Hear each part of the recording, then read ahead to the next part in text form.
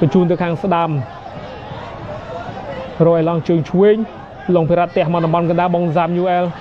ប្រហែលអត់បាននេះមួយជើងនេះចូល